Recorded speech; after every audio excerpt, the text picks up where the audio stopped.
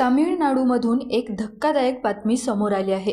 वजन कमी करण्यासाठी एका महाविद्यालयीन विद्यार्थिनीने यूट्यूबवरील माहितीवर विश्वास ठेवून औषध घेतलं आणि दुर्दैवाने त्यातूनच तिचा मृत्यू झाला।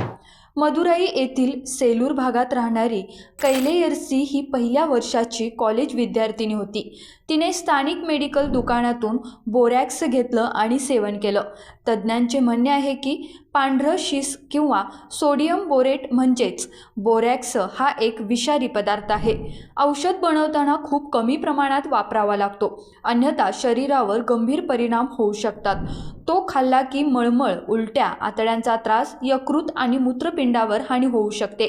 या घटनेनंतर वैद्यकीय व्यावसायिकांना भ्रामक सल्ले देणाऱ्या यूट्यूब चॅनल्सवर बंदी घालावी अशी मागणी सरकारकडे केली जात आहे।